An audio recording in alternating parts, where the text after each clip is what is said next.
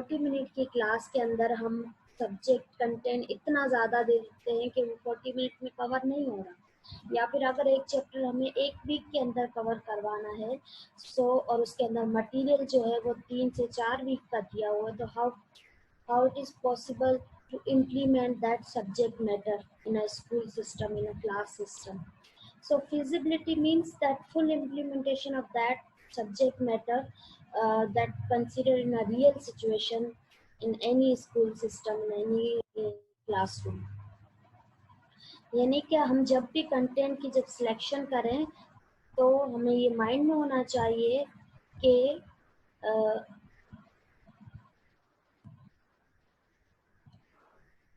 हमें ये माइंड में होना चाहिए कि वो मैटर इस तरह से डिज़ाइन किया जाए कि हम लोग उस स्कूल सिस्टम के अंदर उसे अप्लाई कर सकें, उसे इम्प्लीमेंट करवा सकें, और बच्चा जो with in limited time, with in जो है वो सुटेबल टाइम, अलाउबल टाइम के अंदर जो है, और उस कंटेंट से रिलेटेड जितने रिसोर्सेज हैं उनकी बेसिस पर वो बच्चा जो है वो लर्न कर सके। जैसे हम कोई ऐसा जो है वो सब्जेक्ट दे देते हैं कि जिसके ना तो हमारे पास किसी किस्म की कोई रिसोर्स है कि उसको कोई हम एग्जाम्पल दे सकें, उसको हम कोई एक्सपेरिमेंट करवा सकें, उसको हम कोई फिजिकली वो चीज़ दिखा सकें, तो भी वो बच्चे की लर्निंग के अंदर जो है वो एक गैप आ जाएगा। और दूसरी ये कि अगर एक चैप्टर को हमें वीक के अंदर कंप्लीट करना है, अगर उसी को हम खींच के 3-4 वीक पर ले जाएं तो उसका सारा टेम्पो भी जो है वो ख़त्म हो जाएगा। So for that feasibility means the implementation of subject matter in a classroom system, in a real school system, so within a allowable time or within a particular time in a school system. So अगर हमें कोई चीज़ एक हफ्ते के अंदर ख़त्म करवानी है तो हमें कंटेंट सिलेक्शन के वक्त ये माइंड में रखना होगा कि वो मटेरियल भी इतना ही देना होगा। अब जैसे फिर से वही एग्जांपल देते हैं कि अगर एक चैप्टर है, फॉर सपोज यूसुफ सल्लल्लाहु की ज़िंदगी पे कोई चैप्टर है, तो लिखने को तो बहुत कुछ है कि हम लोग जब लिखने पर आए तो बहुत कुछ लिख सकते हैं, लेकिन हम लोग क्या कर रहे होते हैं कि उसके अंदर जो मेन चीज़ें हो रही होती हैं उनको हम सेपरेट करते हैं और उसको उस बुक के अंदर इंक्लूड करते हैं, चैप्टर के अंदर, ताकि हम इसको विद इन टाइम जो है वो कंप्लीट कर सकें। यहाँ तक क्लियर है? दैट इज ऑल जी ma'am. About feasibility. Now come to the next topic.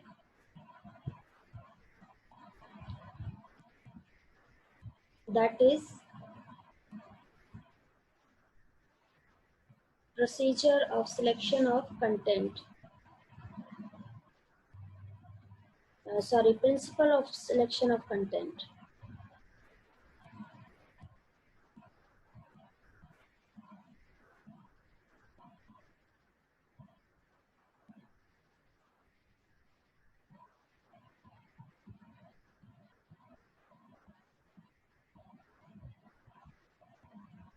Principles for selection of contents.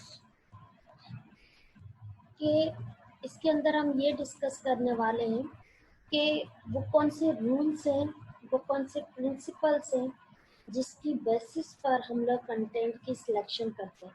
Before that हमने क्या पढ़ा?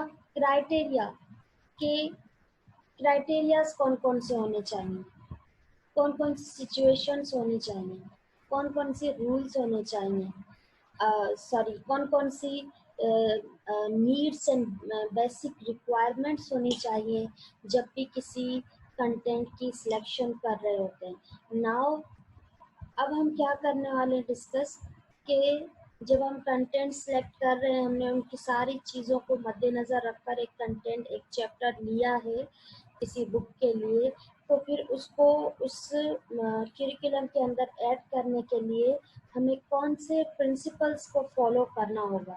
There are 3 principles for any selection of content, that is balance, articulation and sequence. Balance, articulation and sequence. What is balance? Balance means any content curriculum should be fairly distributed in depth and breadth of the particular learning art or discipline. This will ensure that the level or area will not be overcrowded or less crowded. Balance का मतलब ये होता है कि for suppose अगर आप कोई भी चीज़ अगर कोई कुकिंग कर रहे हैं तो हम क्या करते हैं, कभी ऐसा हुआ है कि आपने आपकी मर्जी में आया तो आपने 3 चम्मच नमक डाल दिया एक ही जगह पर, आपकी मर्जी में आया तो आपने 10 चम्मच मिर्ची डाल दी किसी खाने में? ऐसा नहीं होता। आप क्या करते हैं, जो चीज़ जितनी क्वांटिटी में बना रहे हैं उतनी ही क्वांटिटी में उसके अंदर वो इंग्रेडिएंट्स ऐड कर रहे हैं, दैट इज कॉल्ड बैलेंस। इसी तरह से जब भी हम कोई कंटेंट बना रहे हैं तो ये हमें माइंड में रखना होता है कि उसके अंदर जो भी मटेरियल है उसकी डेप्थ ब्रेथ दोनों हिसाब से हम लोग उसको बैलेंस रखें।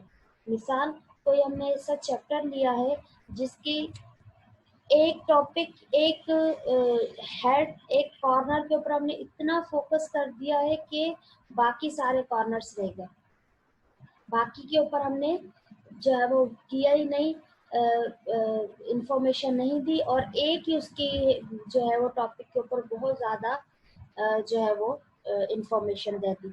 तो ये क्या हो जाएगा, ये जो है वो इम्बैलेंस चीज़ हो जाएगी।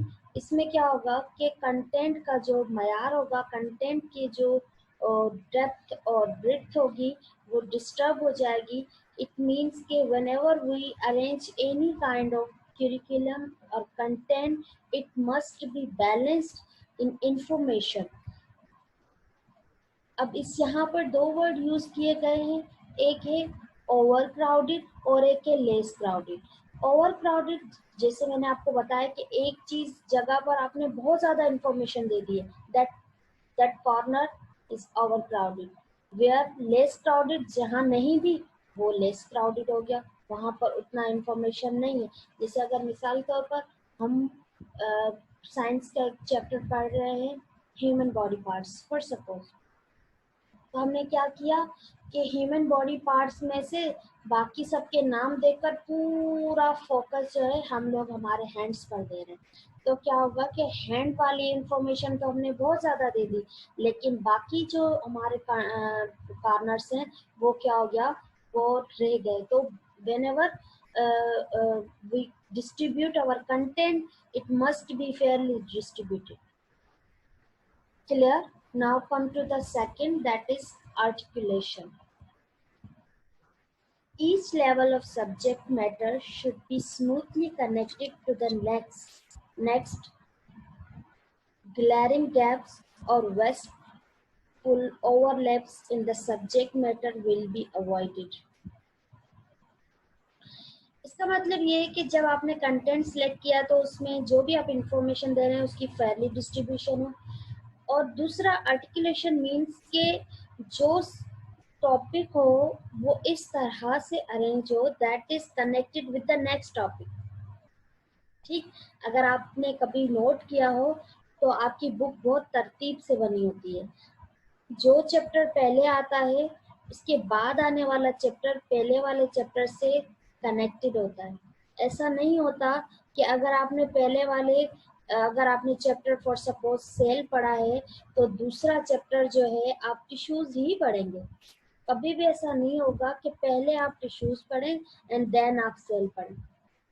सो आर्टिकुलेशन के अंदर हमें ये देखना होता है कि जब भी हम कोई कंटेंट डाल रहे हैं, that topic that subject matter connected with the next. Number second, overlaps in subject matter. Bar bar repeated चीज़ें जो है हम लोग कभी भी नहीं बुक के अंदर देते कि एक चीज़ हमने एक जगह पढ़ा दी, भले उसका दूसरी जगह जिक्र आ रहा हो, कोशिश करेंगे कि वहाँ पर दूसरी इंफॉर्मेशन जो है वो ऐड करें, ना कि पहले वाली इंफॉर्मेशन रिपीट करें। इसमें भी आप लोग अगर देखें तो हमारी बुक के अंदर कोई भी टॉपिक रिपीटेड नहीं आता। ये सब रूल्स को फॉलो करते हुए, देखते हुए, प्रिंसिपल्स को फॉलो करते हुए ये कंटेंट की सिलेक्शन होती है। इसके बाद हमारे पास थर्ड है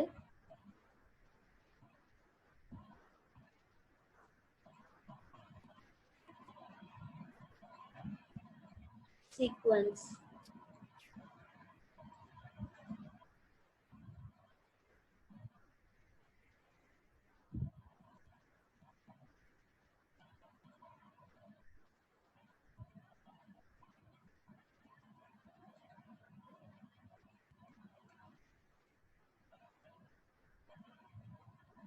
Sequence, this is a logical arrangement of the subject matter. It refers to the deepening and broadening of content as it is taken up in the higher levels. यानी कि इसमें भी वही चीज़ आ जाएगी कि हम लोग जो है वो सब्जेक्ट मैटर की अरेंजमेंट जो है वो तरतीब से जो है वो रखते हैं और जिसके अंदर उस कंटेंट की डीपनिंग, उसकी डेप्थ और उसकी ब्रेड्थ जो है वो दोनों ही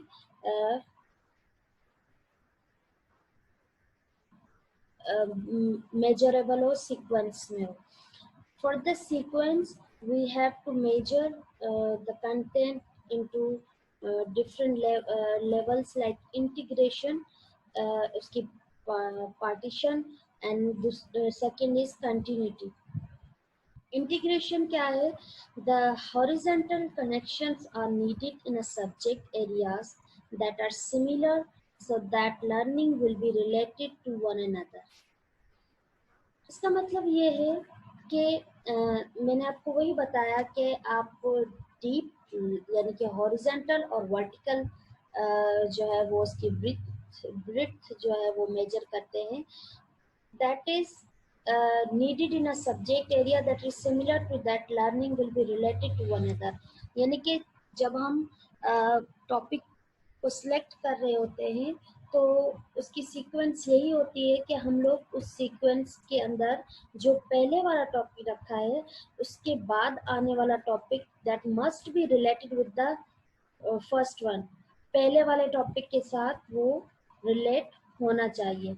नंबर सेकंड है हमारे पास continuity, the constant repetition, review and reinforcement of learning are what are referred to as continuity.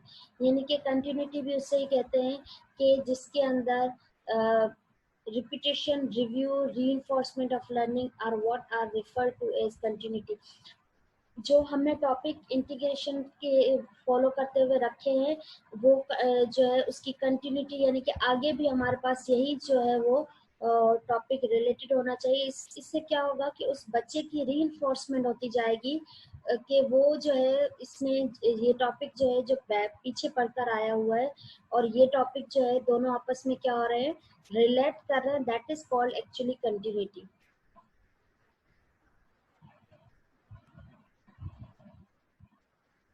उसके बाद है